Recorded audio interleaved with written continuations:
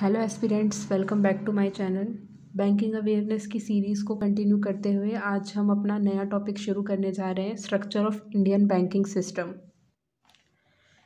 Structure of Indian banking system में हम बात करते हैं कि बैंक कितने टाइप के होते हैं, क्या कैटेगरीज होती है बैंक की।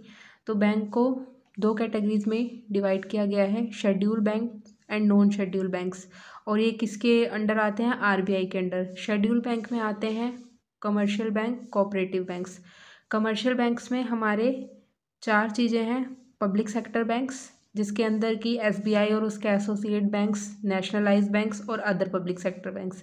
फिर आता है हमारा private sector banks, foreign banks, regional rural banks.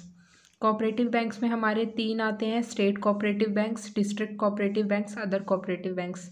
तो इनके बारे में हम बाद में डिटेल से पढ़ेंगे। नेक्स्ट पॉइंट आता है हमारा शेड्यूल्ड बैंक्स क्या होते हैं।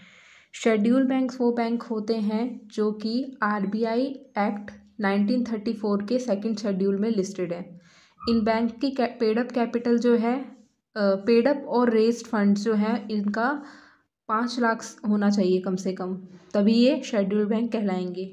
फिर आता है हमारा कमर्शियल बैंक्स। कमर्शियल बैंक वो बैंक होते हैं जो कि डिपॉजिट एक्सेप्ट करने का काम करते हैं। किनसे डिपॉजिट एक्सेप्ट करते हैं? ये जनरल पब्लिक से।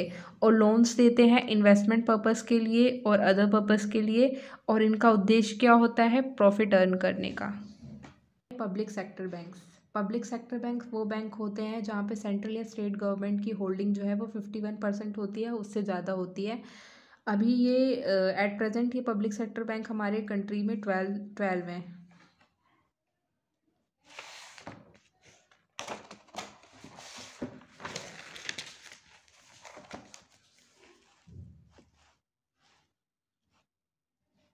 – 2017 में पब्लिक सेक्टर बैंक हमारे 27 थे, लेकिन फिर हमारे 2017 में मर्जर्स हुए थे बैंक के, तो उसके बाद ये 12 हो गए। अभी हम हाल में जो हुए मर्जर हैं उन पे नज़र डालते हैं कि अप्रैल 1, 2020 में पीएनबी बैंक में मर्ज हुए जो बैंक थे उनके नाम है oriental bank of commerce, United bank of India. फिर दोबारा इसी डेट को कैनरा बैंक के अंदर सिंडिकेट बैंक मर्ज हुआ। फिर इसी डेट को यूनियन बैंक ऑफ इंडिया में आंध्रा बैंक कॉरपोरेशन बैंक मर्ज हुआ। फिर इसी डेट में इंडियन बैंक में इलाहाबाद बैंक मर्ज हुआ। एसबीआई में हमारे उसके 5 एसोसिएट बैंक और भारतीय महिला बैंक, ये कब हुए थे? अप्रैल 1, 2017 में। और इसी डेट को अप्रैल 1, 2017 को ही बैंक ऑफ बड़ौदा में देना बैंक और विजया बैंक मर्ज हुए थे। और जो बाकी के बचे बैंक हैं वो कौन से हैं? Bank of India, central bank of India, Indian overseas bank, UCO bank, bank of Maharashtra, Punjab and Sindh bank. अब आता है हमारा private sector bank. Private sector bank की हम बात करें तो वो बैंक जहाँ जो मेजोरिटी ऑफ स्टेक है वो कौन लोग हैंडल करते हैं? प्राइवेट इंडिविजुअल्स हैंडल करते हैं। Example ICICI bank, HDFC bank, axis bank और बहुत सारे एग्जांपल्स हैं इसके। एट प्रेजेंट हमारे देश में 21 प्राइवेट बैंक्स हैं।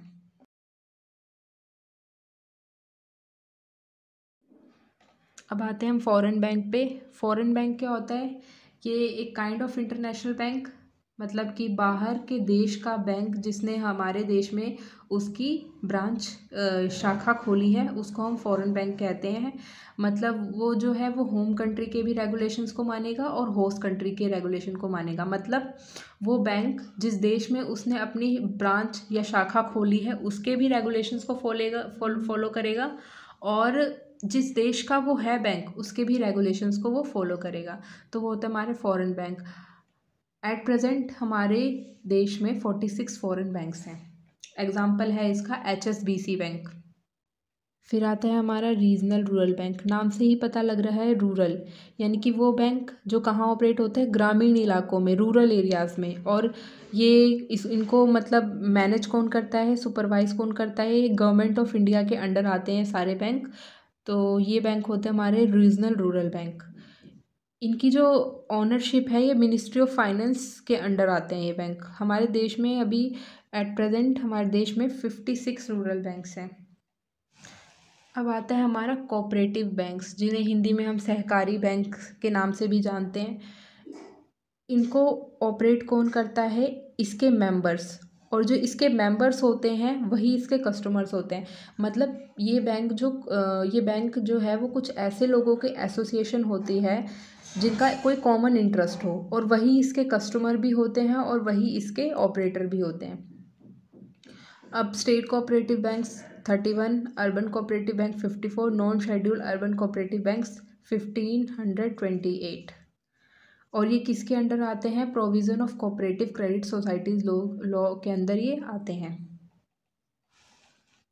अब आते हैं हमारा नॉन शेड्यूल्ड बैंक जिनकी रिजर्व कैपिटल 5 लाख रुपए से कम है और वो आरबीआई के सेकंड शेड्यूल में नहीं आते, वो सारे बैंक हमारे नॉन शेड्यूल्ड बैंक हैं। ये बैंक जो हैं इनके काम में आरबीआई का इंटरफेयर नहीं होता है, इनके खुद के ही नियम होते हैं, ये आरबीआई के रेगुलेशंस को नहीं मानते हैं। Example Jammu and Kashmir bank और बैंक ऑफ सिक्किम।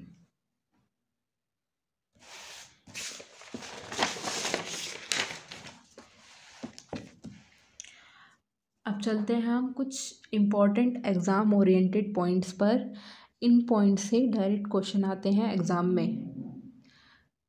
पहला पॉइंट कि अगर पूछा जाए कि बैंक्स ऑफ इंडिया कौन से शेड्यूल में लिस्टेड है, तो वो है second schedule of RBI act 1934। Commercial bank का main business lending and deposit from public, lending and deposit from corporation.